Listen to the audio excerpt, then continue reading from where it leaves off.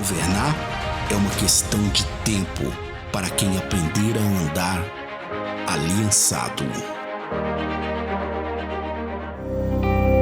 Me chamo Paulo, sou um dos ministros da casa, sejam todos bem-vindos. Mais uma noite. Toda noite é especial com Deus, né? Tão bom. Hoje de manhã também nós estivemos aqui juntos, compartilhando da palavra do Senhor, foi muito gostoso também.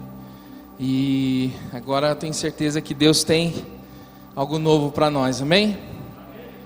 Eu também quero saudar os irmãos que nos acompanham pela TV Rica. Deus abençoe sua vida. Seja bem-vindo, né, à transmissão. Da próxima vez esteja presente, se possível. Sei que tem uns que tá até de longe, né, do lado do Japão para vir é meio difícil.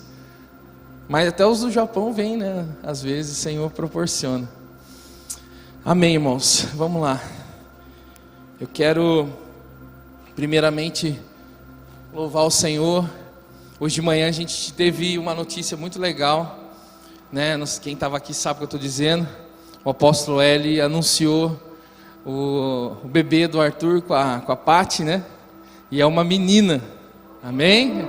Para quem não sabia aí, é a Liz. E nós estamos felizes pela vida deles também, né? A gente se alegra, né? Com tudo que Deus faz. E Deus quer dar mais filhos aí, eu tenho certeza. O Espírito Santo quer fluir, né? Através das famílias, trazendo filhos. Amém? Vamos orar ao Senhor, feche seus olhos. Pai amado e soberano Deus, muito obrigado, Senhor.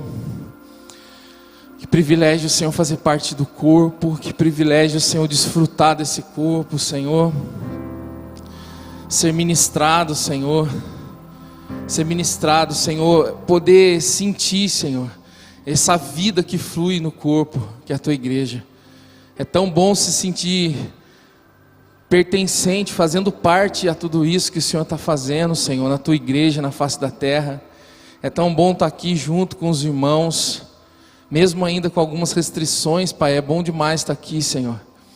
E que nessa noite o Senhor também possa fluir sem nenhum obstáculo. Eu não quero atrapalhar o Senhor.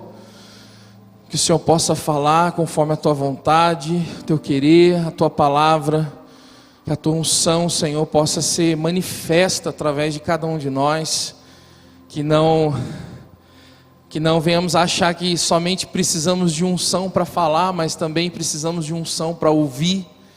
E que essa unção que já habita em nós, ela possa, Senhor, mover-se, Senhor, nessa hora, trazendo revelação, trazendo luz sobre todas as áreas em trevas, em nome de Jesus, Pai. Amém. Amém, irmãos? Amém? É a segunda vez que eu ministro de manhã e vou ministrar de noite assim, né, nesse formato. Eu lembro que no outro domingo, depois eu falei para minha esposa, nossa, eu fico às vezes preocupado de falar igual do jeito que eu falei de manhã, né? Mas eu quero descansar no Senhor para que Ele possa falar o que tem que ser falado, né? Isso aqui é importante. E nós estamos num mês onde o Senhor nos deu o entendimento, nos deu a direção de que é um mês onde essa graça pastoral quer se mover de uma forma mais específica. Amém? Nós somos uma igreja profética e o mês de outubro é um mês onde nós vamos nos mover nessa direção de Deus, onde a graça pastoral vai fluir de uma forma ainda mais específica, produzindo cura, produzindo transformação, produzindo mudanças de dentro para fora, que essa que é a mais importante. Amém? E às vezes, sabe, eu comecei assim, eu vou começar assim também. Às vezes a gente chega num ponto da nossa vida, a gente está tão cansado e a gente acha que esse cansaço tem a ver com as circunstâncias. A gente acha que estamos cansados porque estamos passando por uma determinada situação. A gente acaba vinculando o nosso cansaço às circunstâncias e situações que a gente vivencia. Mas não são, na realidade não são as circunstâncias que nos cansam. Na realidade não são as coisas que você está vivendo hoje que está te cansando. Não são as situações da sua vida, e muito mais aquelas que você não pode controlar, que estão cansando você. Até porque não é nossa responsabilidade controlar tudo. Não é sua responsabilidade ter controle de tudo. Ah, mas eu aprendi assim, né? Minha vida inteira eu aprendi assim, que eu tinha que, tomar a frente, eu tinha que fazer, resolver. Se você aprendeu a vida inteira assim, deixa eu te dar uma notícia: Deus sempre vai te colocar em situações que você não pode controlar. Esse Deus não é gente, né? Ele sempre vai colocar você em situações que você não pode controlar. Porque o controle das situações não tem a ver com a gente. Sabe, o que mais nos cansa, e eu afirmo isso, não são os acontecimentos fora. O que mais cansa, deixa eu colocar aqui, o que mais nos cansa é nós vivermos como a gente se tornou. Eu vou deixar você mais específico. Nossos pensamentos, nossas estruturas de pensar, toda essa bagagem cronológica que a gente carrega, e eu estou só falando da cronologia da sua vida, sua idade, não quero nem falar de iniquidade, mas eu estou falando dessa bagagem cronológica, os seus 20, os seus 30, os seus 40, os seus 50 anos que você viveu, tudo isso serviu para moldar e gerar uma estrutura de pensamentos, uma maneira de enxergar as coisas, e é isso que te cansa, e é isso que nos cansa. O cansaço não vem das situações, das circunstâncias, o cansaço vem de nós nos movermos de acordo com aquilo que nós fomos formados. Sabe, toda essa estrutura de pensamento é que nos cansa. Tem uma frase que um irmão soltou uma vez aqui na igreja, o irmão Alexandre, ele disse assim: eu cansei de ser eu. Tá assim com as frases do Tiririca, muito boa. Porque as frases do Tiririca também são boas. Eu cansei de ser eu. O que nos cansa é a gente continuar nos movendo baseado na nossa história de vida. E quantas, Quantas aqui hoje? Quantas? O que nos deixa exaustos não é você enfrentar de frente um problema da sua vida, não é uma crise financeira, não é uma situação difícil, uma crise de repente num casamento, não é uma situação difícil com os filhos, não são as circunstâncias, não. O que mais te cansa é você ser você mesmo. Olhe para o seu irmão, não toque nele e nem tire a máscara agora não, e fale para ele assim: o que mais te cansa é você mesmo. Fala aí para ele acreditar. O que mais nos cansa é sermos nós mesmos. Porque toda essa estrutura, tudo isso forma uma maneira de ser, uma maneira de pensar. E a pergunta é: quem você é? Quem você se tornou? Quem você se tornou?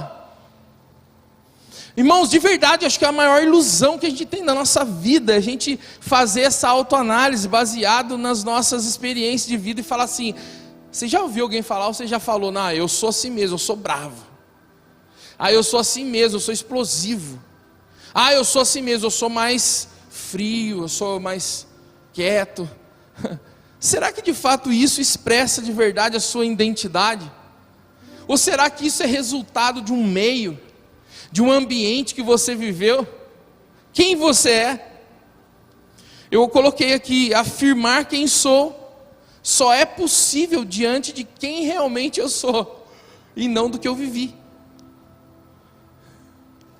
Repita assim: eu não sou. Mas está fraco, de manhã tinha menos pessoas e estava mais forte. Vamos tentar de novo, vai. Eu não sou o que eu vivi. Eu vou compartilhar com vocês um texto em Samuel. Abra a sua Bíblia, por favor, em Samuel. 1 Samuel 17:12.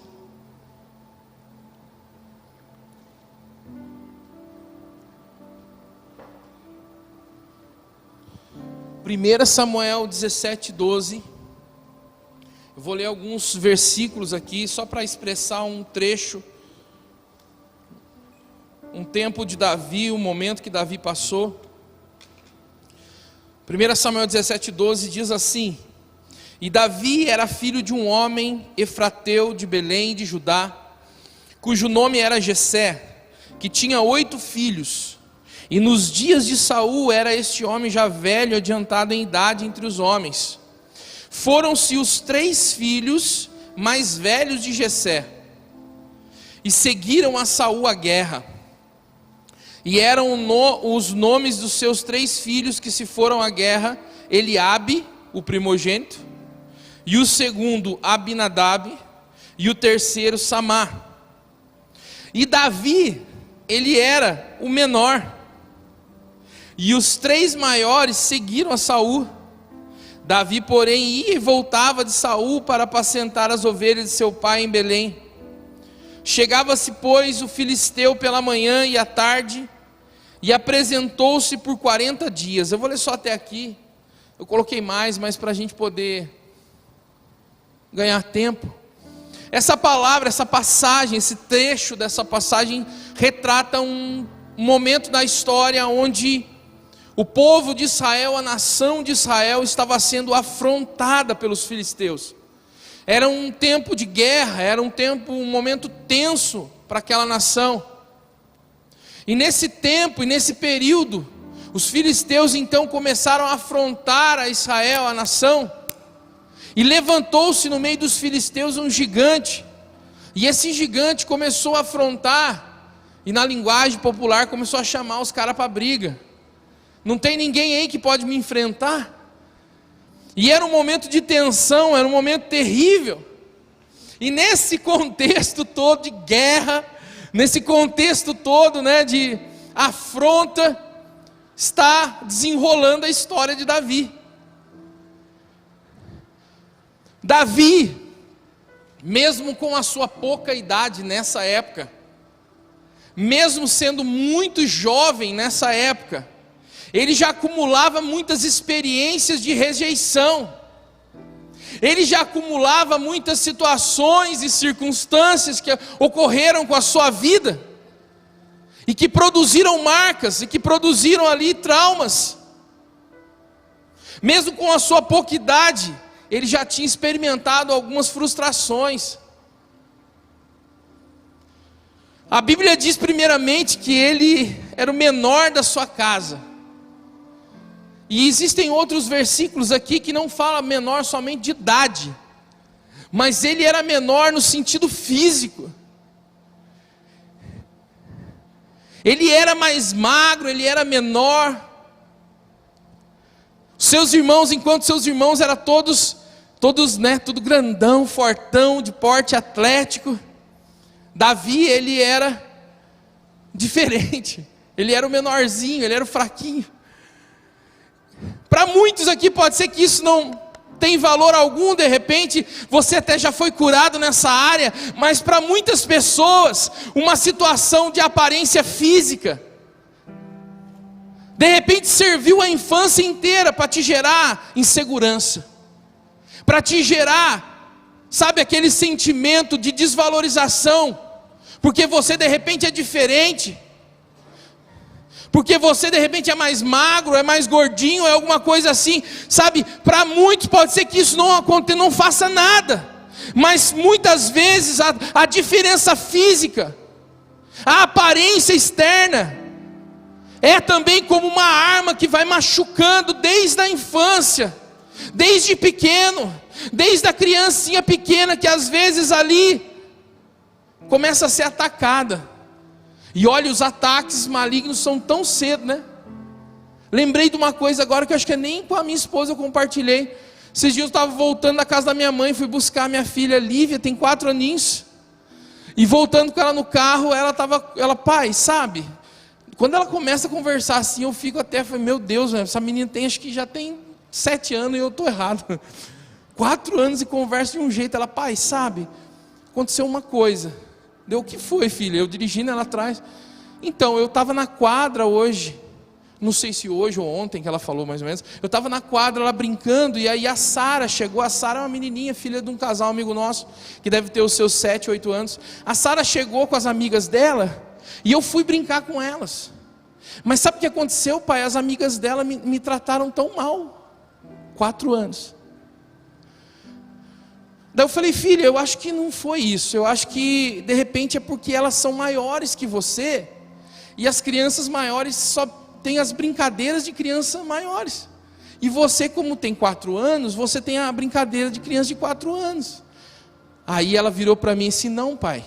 Eu falei, meu Deus da graça agora. Não, pai, eu acho que elas não gostam de mim. Eu acho que elas me acham feia. Daí eu falei, filha, não tem nada a ver. Daí eu falei, Senhor, me dá graça agora, Senhor. É pior do que pregar para vocês, gente.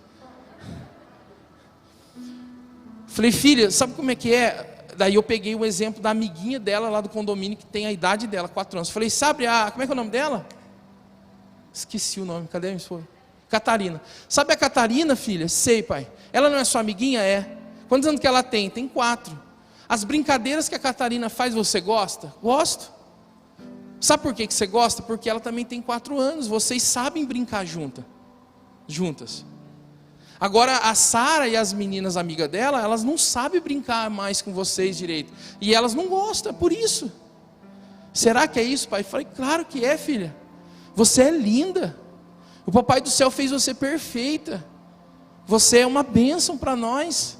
Nunca que elas não iam gostar de você, porque elas não sabem brincar do jeito que você brinca.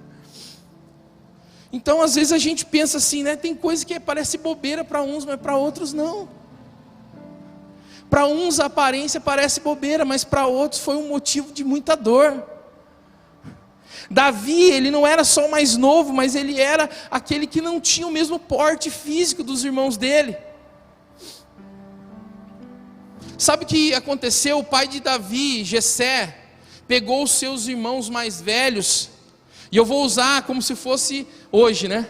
Pegou os irmãos mais velhos de Davi e falou assim, ó, vocês têm, né, uma aparência, um porte diferente, vem cá, eu vou investir em vocês.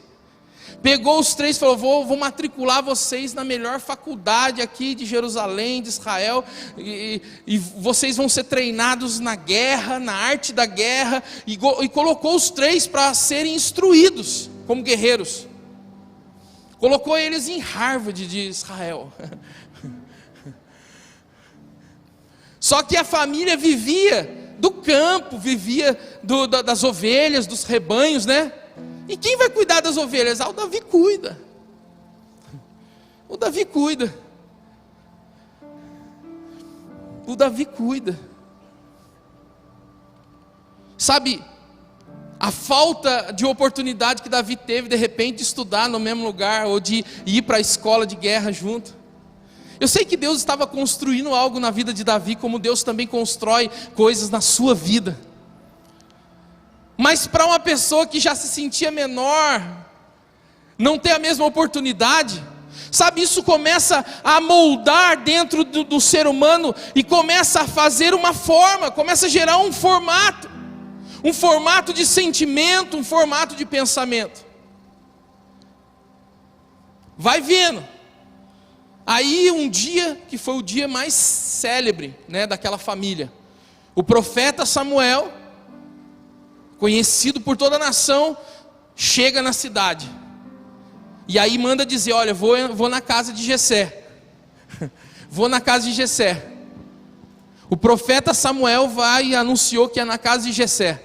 Imagina o pai sai falando com todo mundo e falando assim, olha gente, hoje é um dia especial, hoje é um dia que o profeta vai vir na nossa casa, nós precisamos preparar tudo o melhor. Eu fico imaginando Jessé já falando assim, ó, vai lá no atacadão comprar 1 quilo de picanha, 1 quilo não, pouco, né?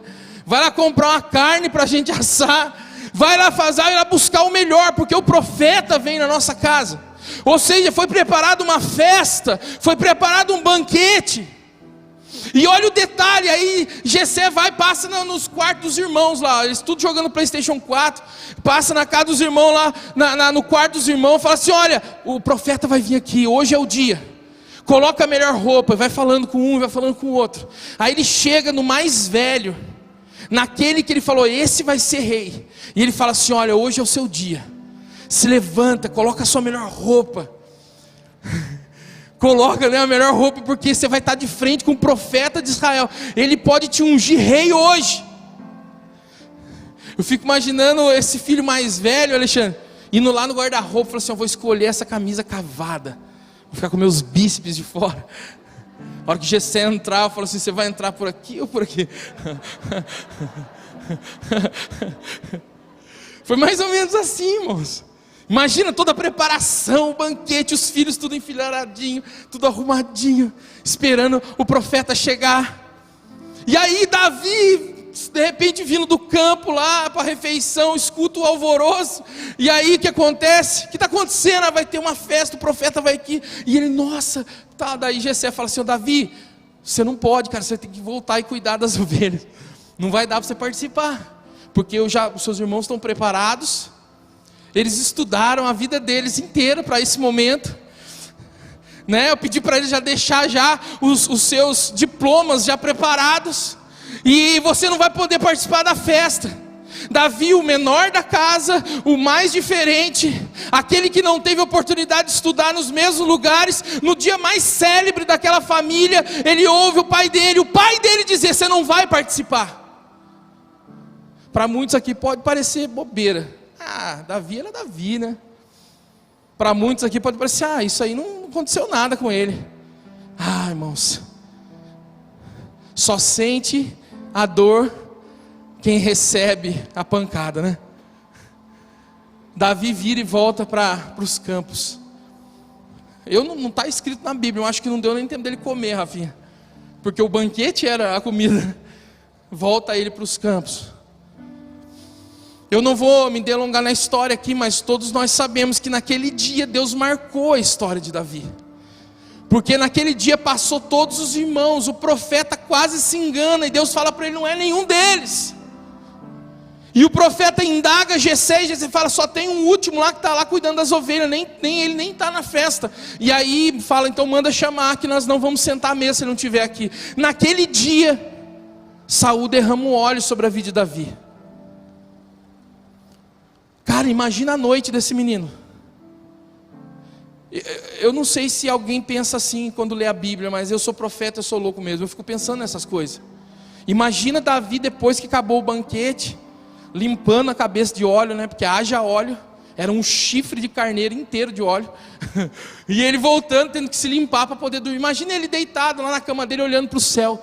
Meu Deus, acho que nem dormiu a noite, coitadinho. E aí sabe o que acontece? Pela manhã, o seu primeiro dia de rei, parece que ali naquele momento, Ezequiel, tudo ia mudar na vida dele. Caramba, eu era o menor, caramba, eu não estudei em Harvard, eu não tenho os diplomas, mas o profeta disse que eu vou ser o rei. Imagina, não dormiu a noite, de manhã acordou, é o primeiro dia de rei dele, e ele nem dormiu. De repente ele escuta um grito de Jessé: Davi! E ele vai: cadê pai? Oi, vai procurando o pai dele. E ele chega na cozinha, o pai dele está na cozinha. E quando ele chega, sabe o que o pai dele está na mão? Está com uma coroa cheia de joias preciosas, está com um cedro de rei, de autoridade, está ali esperando para falar: filho, você é o rei. É assim que ele estava? Não. Sabe o que Jessé tinha nas mãos? Uma marmita. E disse assim: filho, eu tenho uma missão para você. Você vai entregar a marmita para os seus irmãos que estão fazendo algo muito importante lá na guerra. Para muitos aqui pode parecer que isso não mexe nada. Ninguém passa por isso, né? Ninguém passa por uma situação assim que você acha assim: não, agora vai dar tudo certo, e de repente não dá, né? Agora minha vida muda, Camila. E aí ele pega aquela marmita e ele sai para levar a comida para os seus irmãos. Deixa eu te ensinar algo muito poderoso aqui.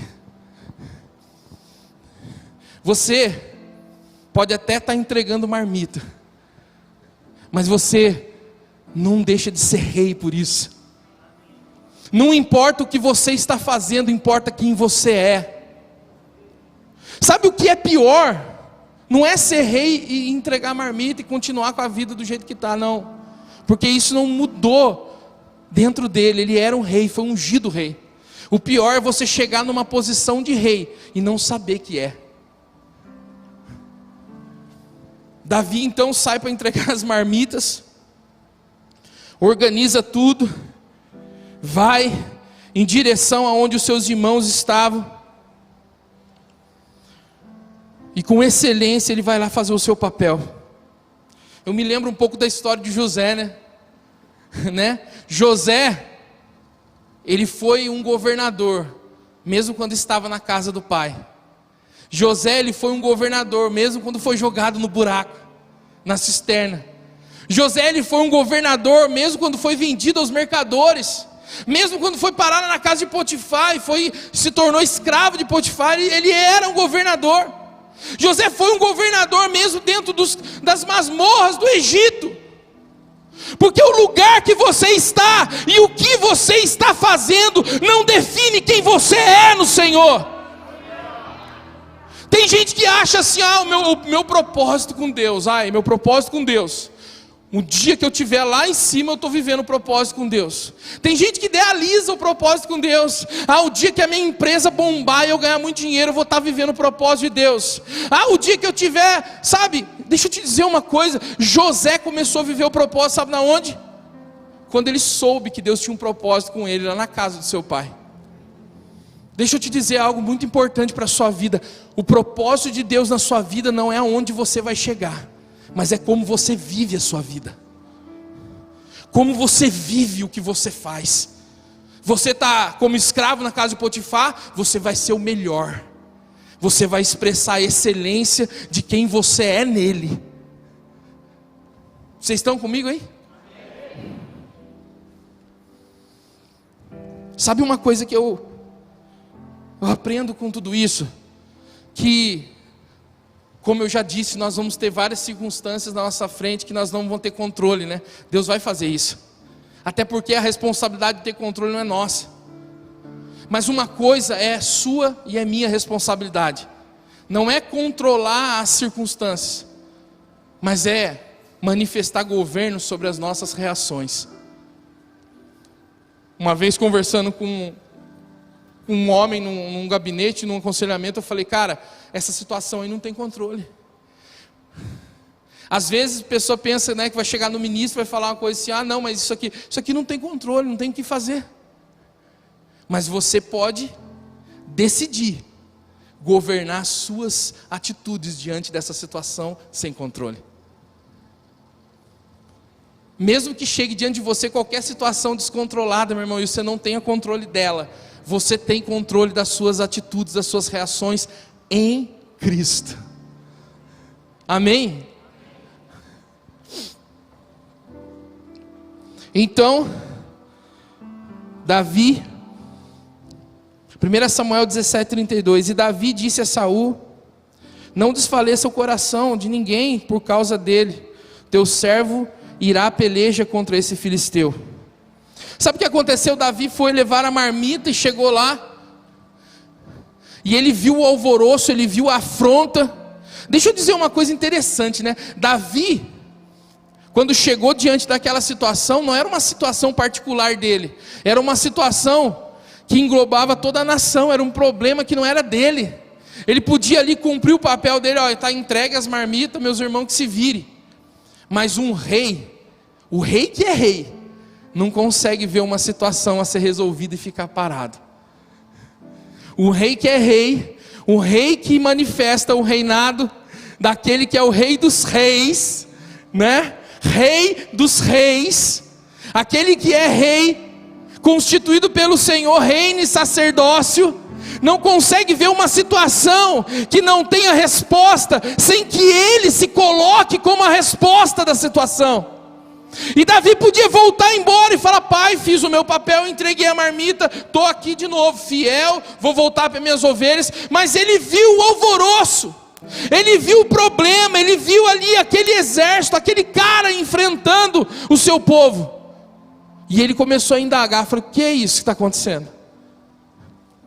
Sim, o Davi que foi desprezado, o Davi que não foi chamado para a festa, o Davi que era o menorzinho, diante daquela situação, ele falou: não, vou tomar uma posição, sabe por quê? Porque ele era rei. E aí ele diz o que está acontecendo, e aí sabe o que aconteceu? A primeira coisa, vai vendo, o irmão dele chega e fala: o que você está fazendo aqui, cara? O que você está fazendo aqui? O que você está pensando que você está fazendo aqui? Vem com o seu coração, eu sei que seu coração está cheio de maldade. E aí sabe o que o irmão dele fala para ele? Presta atenção, volta para as ovelhas. Deixa eu te ensinar uma coisa, irmãos. O diabo, o inimigo das nossas almas, sempre vai usar a palavra certa, que ativa aquilo que você se tornou. Eu vou repetir isso. O inimigo das nossas almas vai usar a palavra certa para ativar o que você se tornou aqui dentro. Nós chamamos isso de gatilhos. Gatilhos. Todas as circunstâncias que se apresentar diante de você, vai ter coisas muito semelhantes, vão ter palavras muito semelhantes daquilo que você já viveu. São os gatilhos. A sua alma, que foi formatada por tantas circunstâncias que você já viveu na sua vida, ela possui vários gatilhos, e o inimigo sempre vai ativar esses gatilhos certos, certeiros e precisos. O irmão dele podia falar assim: que isso, Davi, está perigoso aqui, cara, dá a marmita aqui e vai embora. Não, falou: cara, o que você está pensando, o que você está fazendo aqui? Quem é você? Você, ô Davi, você está pensando o que, cara? Volta para as ovelhas, é lá que é o teu lugar. Sempre diante de você, sempre diante de nós, vai abrir duas portas. A primeira porta é a porta dos gatilhos, que vão querer ativar você. Ah, eu sou, né? Tem gente que acredita nisso, né? Eu sou uma pessoa irada, eu sou uma pessoa de pavio curto. Pode ter certeza que os gatilhos vão ser sempre nessas áreas. E aí você tem a oportunidade de permitir ser ativado e continuar sendo o que você se tornou. Ou fazer como a gente já falou aqui hoje, né? Cansei de ser eu. Eu não quero mais ser isso. Eu não sou isso. Eu não nasci assim. Mas também abriu-se uma porta diante de Davi, que abre todo dia diante de você. Uma porta, porque eu falei, são duas portas que se abrem diante de nós. A porta da ativação de quem nós nos tornamos, e a porta da oportunidade de nós experimentarmos a cura do Senhor, que já foi liberada e que habita dentro de nós. Esse bálsamo, que a Bíblia diz o bálsamo de Gileade, a cura, a própria cura já habita dentro de nós. E essa oportunidade sempre vai aparecer quando você for confrontado naquilo que você se tornou. O inimigo com aquele pensamento: eu vou cutucar de novo, ó, na mesma área, com a mesma palavra, ele não vai aguentar. Agora ele não aguenta, Camila. Agora Davi vai virar as costas, vai voltar para as ovelhas e vai deixar de lado essa guerra. O irmão dele vai falar: volta para as ovelhas, você não está fazendo o que aqui? Só que é aí que está o problema, ou a solução. O inimigo também se frustra, porque muitas das vezes ele espera uma atitude nossa, e muitas das vezes no espírito nós agimos diferente. Davi decidiu agir diferente. A Bíblia diz que Davi virou-se e não deu mais trela para ele e continuou. O que está acontecendo aí? Ao ponto de levarem ele até Saul. Levaram ele diante de Saul. Repita comigo: Deus cria cenários para me libertar. Isso é forte. Isso não está escrito aqui, eu não falei isso de manhã. Isso é fresco. Deus cria cenários para te libertar. Enquanto o inimigo vai querer acionar os gatilhos de destruir mais um pouco por dentro, Deus está criando cenários para te libertar. Ah, eu estou sofrendo perseguição. Ah, eu estou passando uma crise no meu casamento. Ah, eu estou passando uma crise financeira. Ah, as circunstâncias estão sem controle. Ah, a situação está desse jeito. Deixa eu te dar uma notícia. Deus está criando cenários para te libertar de você mesmo. E ele então foi até Saul e ele disse assim, né? Imagina, né, as cenas, Davi novinho, pequenininho, daquele jeito dele. Saul, meu senhor, fica tranquilo, né? Fica tranquilo que eu vou sair na mão com esse cara. Fica tranquilo que eu vou à guerra com esse filisteu. O inimigo não desiste, né? O inimigo não desiste, o inimigo sempre vai pegar no gatilho. Olha o que diz a Bíblia. Então disse Davi a Saul, teu servo... Não é aqui não, deixa eu ler antes.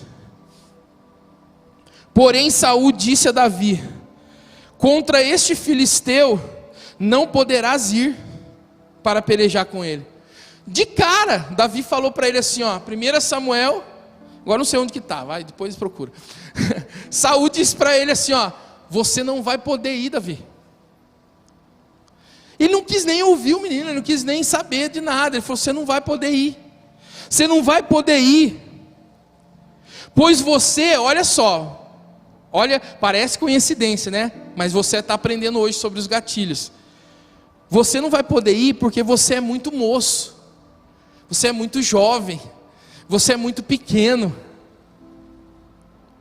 E ele é um homem de guerra. Vamos trazer para a nossa realidade. Ô Davi, você, cara, você é muito fraquinho. Você é novo, você não tem força física para isso. Davi, tem mais, você não tem capacitação. Porque o filisteu é homem de guerra, ou seja, o filisteu estudou nas faculdades de guerra, nas melhores lá. Ele tem capacitação. Ô Davi, não dá, Davi. Você não tem diploma. Ô Davi, não dá, Davi, você não tem estudo, ou você não conhece disso. Davi, não dá, o gigante, ele é doutorado em guerra. Davi, não tem jeito você enfrentar ele. Aqui mais uma vez Davi vê-se de frente em duas portas, ele poderia voltar para trás, né? Ele poderia voltar para trás. Irmãos, deixa eu te dar uma notícia muito boa nessa noite. Deus não escolhe ninguém pela capacidade. Nunca escolheu e nunca vai escolher. Deus não escolhe ninguém por capacidade intelectual, por capacidade física, por nenhum tipo de coisa que nós possamos acrescentar na nossa vida. E eu não estou aqui pregando contra você estudar de maneira nenhuma. Você pode estudar, você pode fazer faculdade, você pode crescer, fazer um doutorado, você pode sim, você pode e deve, mas Deus não vai te escolher por isso. Deus não vai te escolher porque você é o fortão da turma, porque você é o considerado mais bonito. Deus não vai te escolher por nada disso. Ele vai te escolher, sabe por quê? Porque Ele decidiu usar a sua vida, porque Ele decidiu te amar, e Ele decidiu através de você se manifestar. Sabe qual é o pré-requisito de eu estar aqui hoje ministrando? Sabe qual é? A pastora Eliana falou, entender que nós somos um sacrifício vivo. Não existe pré-requisito, não existe nada que possa nos qualificar. Naquele exato momento, Davi vira para ele e fala assim: então disse Davi a Saul, teu servo apacentava as ovelhas de seu pai, e quando vinha um leão e um urso, tomava uma ovelha do rebanho, eu saía após ele e o feria, e o livrara da sua boca, e quando ele se levantava contra mim, lançava-lhe a mão na barba, e o feria e o matava. E assim, feria o teu servo leão como urso, e assim será este incircunciso filisteu como um deles, porquanto afrontou os exércitos do Deus vivo. Davi sabia o porquê ele estava ali. Aquele dia, irmãos, era a principal batalha de Davi. Ele já havia passado por batalhas. Ele já havia enfrentado batalhas. Batalhas da rejeição, batalha da falta de oportunidade na sua vida, batalha de ser excluído, da exclusão, batalhas de inúmeras. Como ele relatou a batalha contra o leão e contra o urso. Que eu costumo dizer que o leão representa nas nossas vidas o inimigo feroz, o inimigo que fica ali à espreita tentando atacar. O leão representa o inimigo das nossas almas, que como um leão, ele tenta amedrontar através de um som do seu rugido. O inimigo tenta paralisar você às vezes somente com sons. Ele tenta paralisar a sua vida e a minha vida somente através de sons, de palavras, de medo, palavras que ativam na sua vida esses gatilhos, para que você não acredite no que Deus fala de quem você é. Mas esse leão foi também destruído por Davi, como também venceu o urso. E o urso, eu costumo dizer que representa o mundo, representa o sistema do mundo. Sistema esse esquema que destrói, que oprime. O urso, um animal pesado, um animal forte, um animal que exerce pressão sobre as suas vítimas. É o mundo que muitas vezes pressiona você. Não, mas todo mundo está fazendo assim. Não, mas é normal fazer desse jeito. Ah, mas é normal viver uma vida assim, porque todo mundo faz. Mas Davi venceu tanto o leão quanto o urso. E ele venceu no secreto, porque ninguém viu. Sabe, o inimigo das nossas almas e o mundo, nós vencemos no secreto. Mas tem uma batalha que nós vencemos à vista de todos. Tem uma coisa interessante, né? Davi relata que tanto o urso como o leão ele pegou pelas barbas, né? Pelos pelos, para matar o leão e o urso. E eu não sei o urso, mas o leão, a juba dele, né? A pelagem dele, será que é assim que fala? O pelo dele, a juba dele representa autoridade, né? Quanto maior a juba, quanto mais escura a juba, representa mais autoridade ali de território. E Davi pegava eles pela barba. Sabe o que Deus falou comigo? Deus falou comigo assim: o inimigo tenta exercer autoridade sobre as nossas vidas. O mundo tenta exercer autoridade sobre as nossas vidas, mas nós vencemos tanto o inimigo quanto o mundo através da autoridade que foi dada nos céus e na terra, que só tem um nome chamado Jesus. Vence pela autoridade. A autoridade do leão que ruge, faz o som de medo. A autoridade do urso, aquele animal forte e poderoso. Mas existe uma autoridade que foi dada, um único nome no céu e na terra, a qual todo joelho tem que se dobrar, a qual todo nome, toda língua tem que confessar o seu nome. Essa é a maior autoridade que nos faz vencer o mundo e que nos faz vencer o maligno. A autoridade do nome de Jesus.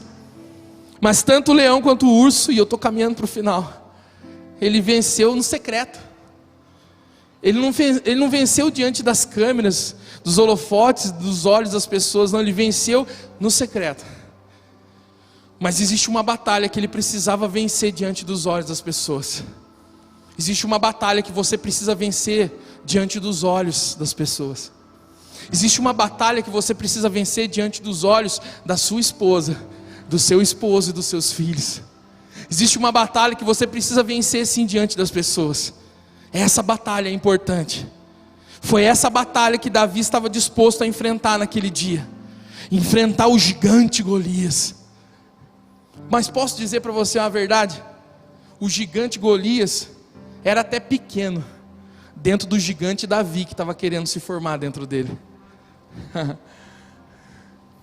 O gigante Golias era até pequeno dentro do gigante Davi que estava querendo se tornar a sua verdade, a sua identidade dentro dele.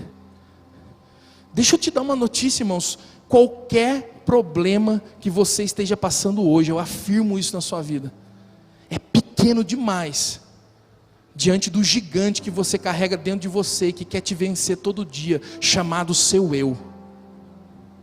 Qualquer problema que você está enfrentando é pequeno demais, perto desse gigante que quer sair para fora da sua vida todo dia, e quer se expressar baseado naquilo que viveu, naquilo que sofreu, naquilo que sentiu. Existe um gigante dentro de você que quer te vencer todo dia. Existe um gigante dentro de você que quer viver. Não, eu não vou nem dizer que ele quer viver no teu lugar, porque ele vive através de você. Mas um gigante que quer viver no lugar, sabe de quem? Daquele que deveria viver através de você, Jesus. Esse gigante de dentro de nós, ele toma o lugar da vida de Jesus, que quer viver através de nós. É esse gigante que Davi estava enfrentando. Ele não estava só diante do gigante Golias, ele estava diante daquele gigante dentro dele, que tudo, até ali, até aquele momento, tudo falou para ele: volta para casa e larga a mão disso. Você acha que durante todas essas coisas que ele foi passando, que ele foi ouvindo, dentro dele, uma voz não ecoava dentro dele, aquela voz do íntimo dele: Davi, você não pode.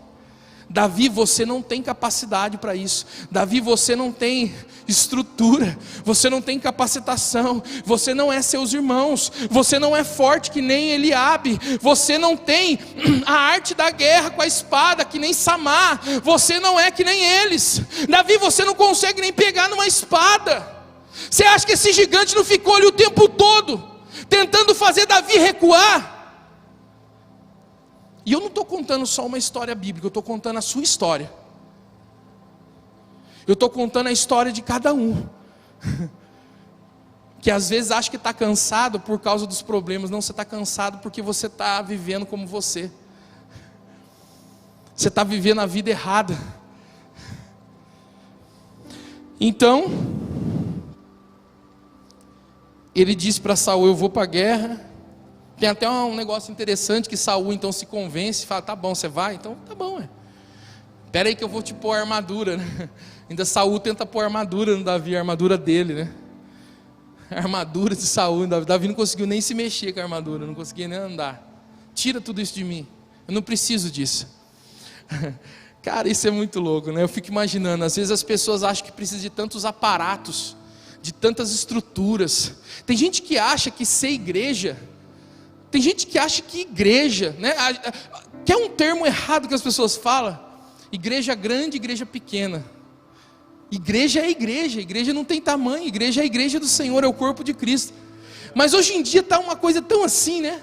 As pessoas olham para as grandes denominações e olham para os seus líderes e falam assim: nossa, esse cara é um cara de sucesso. Nossa, essa igreja é uma igreja de sucesso. Olha o tamanho da igreja, olha a estrutura da igreja, olha o tanto de seguidor que o cara tem no Instagram. Isso tudo é a armadura de Saul. Isso tudo não vence gigante. A única coisa que vence gigante é a verdadeira igreja, a igreja genuína. E Davi tinha isso aí nas suas mãos. Quem sabe a arma que Davi usou para matar o gigante? Como é que era o nome? Olha a escola dominical aí, quem que foi? Como é que é o nome da arma? Funda. Sabe o que é uma funda? Uma arma simples, feita com corda, cuja sua principal característica, sabe qual é? Não principal só, mas a sua única característica é lançar. A única coisa que a funda faz, lança. Ela lança. Davi tinha nas mãos aquilo que podia lançar. Davi estava diante de algo que podia lançar. Deixa eu te dar uma notícia. Você está num lugar chamado igreja, que não é armaduras, capacitações e estruturas, mas é um lugar onde pode lançar você. Lançar você para um destino. Essa é a funda do Senhor. Te lançar para um destino. Davi então, com a sua funda e o seu alforje, ele vai buscar recurso. E aonde ele busca recurso para essa tão grande guerra? Tá? Eu estou dizendo aí, estou contando a sua história. Onde eu busco recurso para essa tão desafiadora guerra, que é vencer o gigante? Que é vencer o gigante que habita dentro de mim. Para vencer o Paulo que fica aqui dentro doido, querendo sair às vezes. Eu contei esses dias na célula dos jovens, acho que dá tempo de eu contar aqui. Dá tempo? É até que horas mesmo? 9, né? Então acho que dá tempo. Não tem ceia aqui hoje não, né? É que hoje de manhã tinha ceia. Eu contei na célula dos jovens que esses dias eu fui... Quando começou a liberar a praia, né? Eu falei, puxa, vontade na praia, mas naquele momento não estava com tanto recurso. Falei, amor, vamos fazer um bate-volta. A gente foi fazer um bate-volta no sábado. Sábado de manhã, não avisamos ninguém. Fomos, pegamos as crianças e vamos para a praia. E chegamos na praia, cheguei na praia que eu mais gosto, escolhi um lugar com uma árvore linda, aquela sombra maravilhosa, botei meu carro ali de ré, já abri o porta-mala, já montei ali uma barraca ali, pus as cadeiras de praia, preparei todo o ambiente para minha família desfrutar, né? Aí falou, agora vamos lá para a água, né? Primeira ondinha, né, do dia. Aí na água, daqui a pouco eu olho assim para trás, eu dar uma olhadinha no carro, tinha um carro parado assim, do lado do meu, colado com o meu assim, ó. Falei, nossa, até pensei que algum parente, algum conhecido que chegou lá, conheceu o meu carro, né? Falei, nossa, vai desfrutar com a gente. Fui feliz, quando eu cheguei lá, era gente que eu nem conhecia. O cara teve a capacidade de colocar do lado do meu carro, tampou toda a visão que eu tinha feito, estragou tudo meu... Aí a hora que eu cheguei lá, irmãos, pensa numa ira, cara. Cara, faz 4 meses que você não pode vir na praia. Eu venho fazer um bate-volta, cara, e o cara me põe um carro aqui.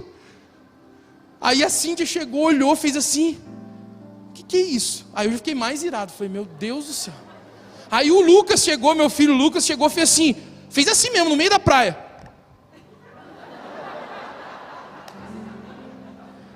Tipo assim, o que é isso? Quem é esse carro aqui? Aí eu já fui levantando, falei, meu Deus, agora não, Senhor, meu Deus. Aí era uma família que estava um pouquinho do lado, mas um folgadão colocou o carro do lado do meu, só porque tinha uma sombrinha, mas tampou tudo ali o meu lazer.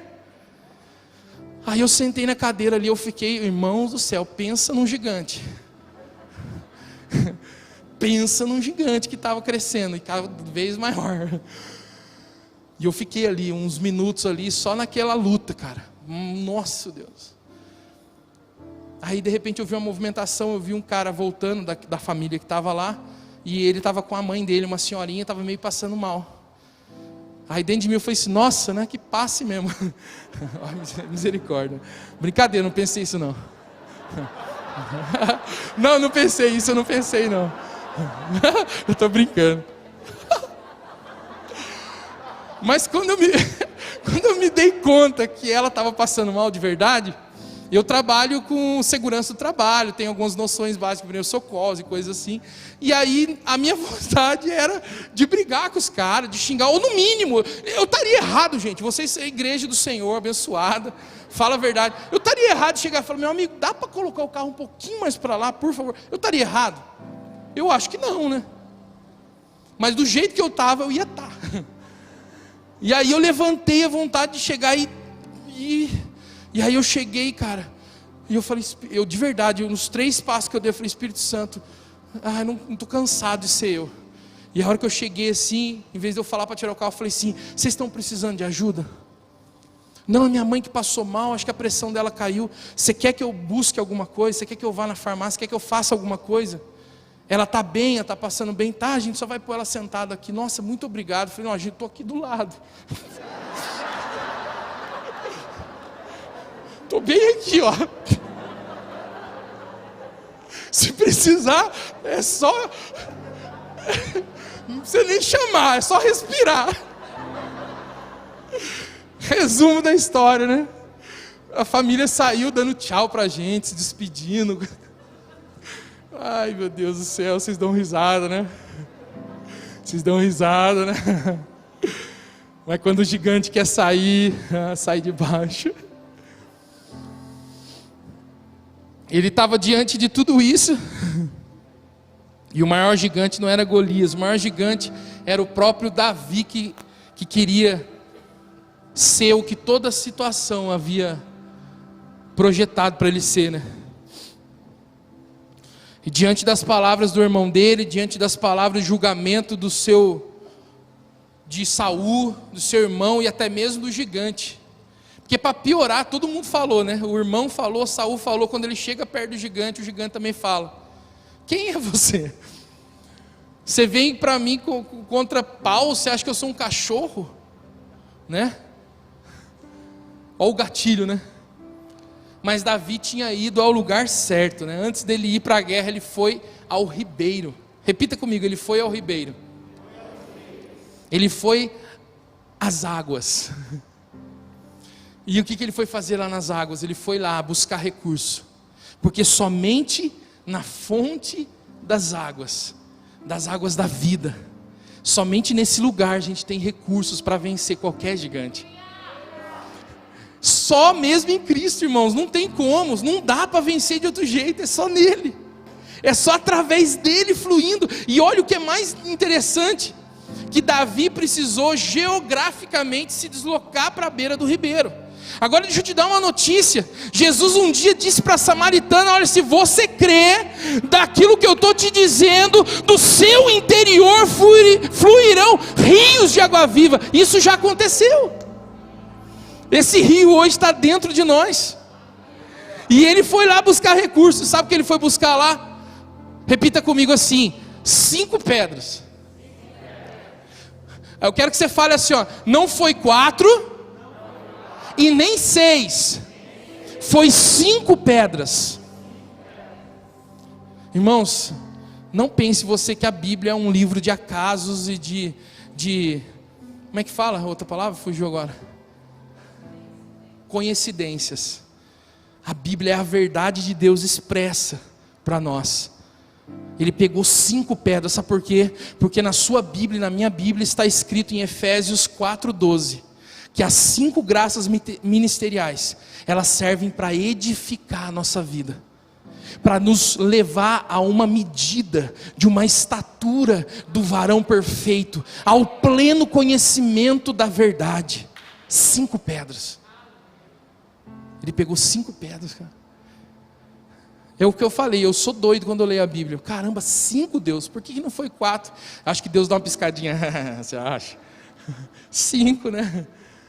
E ele pegou 5 pedras, depois do seu alforje foi para enfrentar Golias. Chegando diante de Golias, e agora eu vou terminar, já é a 3ª vez que eu falo, né? Todo pregador fala 3 vezes que vai terminar, o Alexandre já está acostumado. Ele põe a mão no alforje e pega uma pedra, e essa pedra eu chamo ela, sabe do quê? De graça pastoral.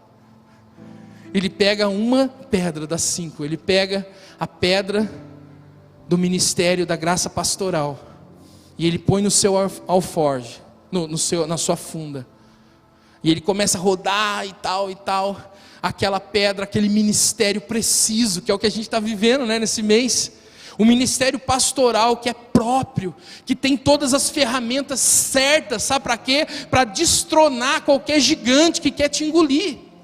O ministério pastoral onde você pode, sabe fazer o quê? Onde você pode expor tudo da sua vida, porque não existe maior ferramenta do que a exposição para a cura.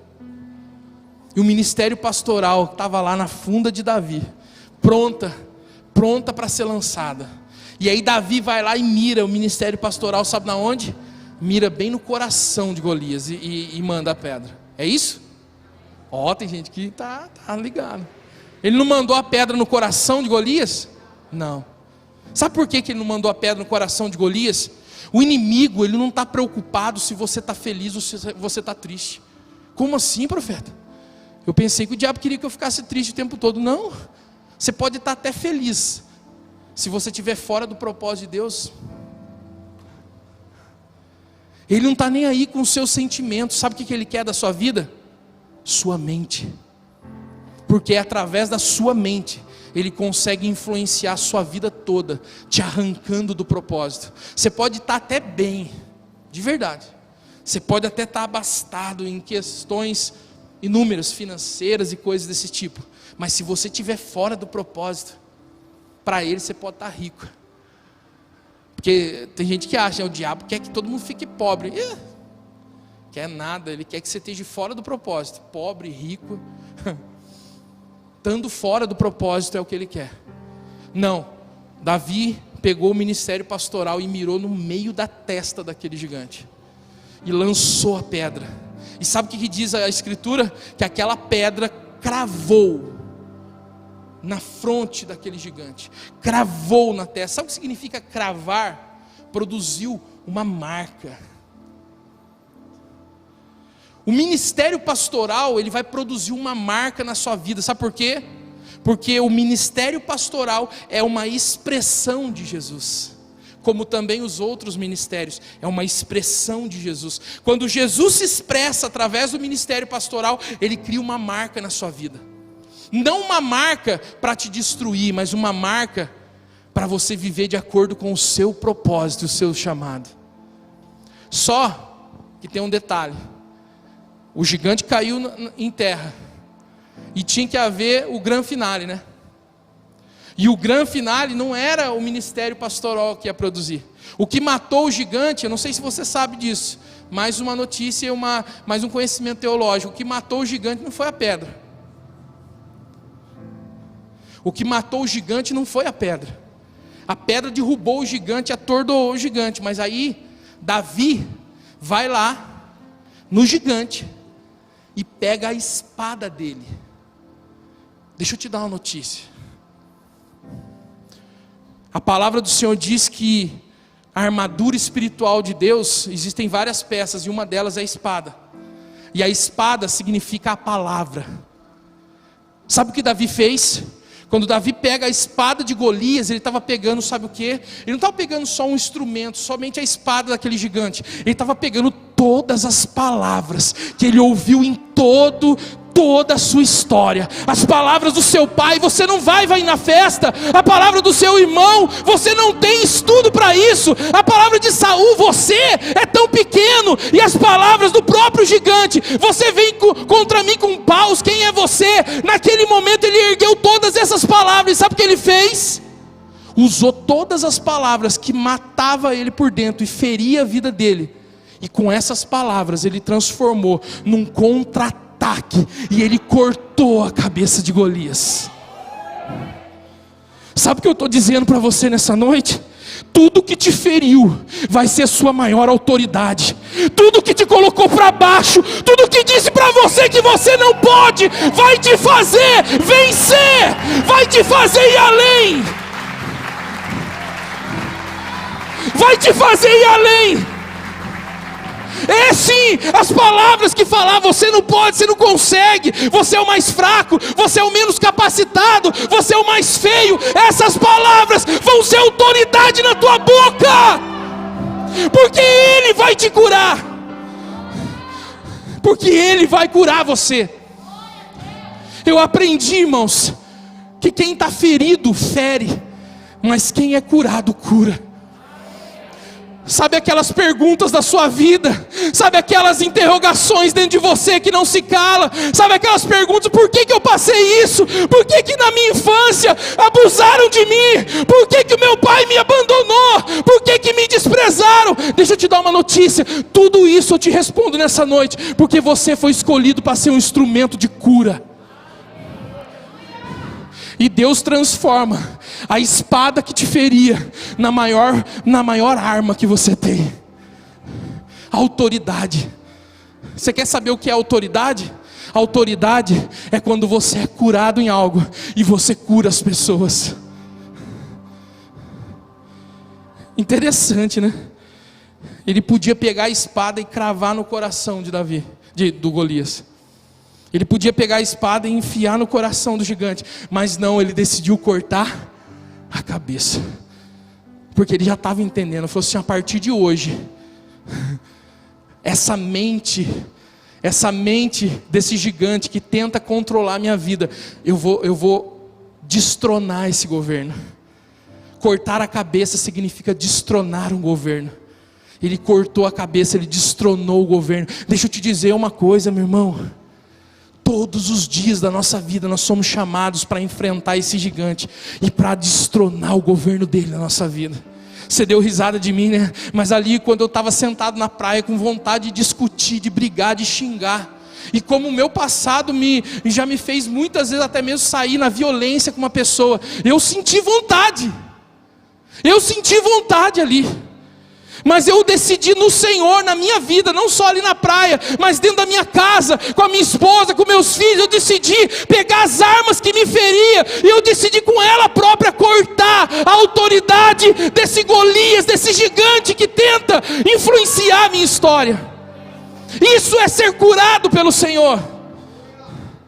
E aí eu finalizo com algo que o meu sobrinho Alexandre compartilhou comigo ali antes do culto, antes de eu pregar. Ele falou: tio, o Espírito Santo falou algo dentro de mim, que às vezes a gente fala sobre não se mover no governo da alma, não se mover nesse governo, né? Pessoas às vezes não se emocionam mais. Deixa eu te dizer uma coisa, não é pecado se emocionar. O pecado é você ser governado pelas emoções. O Senhor quer te curar sim, e Ele quer usar você, Ele quer fazer da sua história uma plataforma de cura, de transformação de vidas. É isso que Ele quer fazer, amém? Coloque-se de pé em nome de Jesus.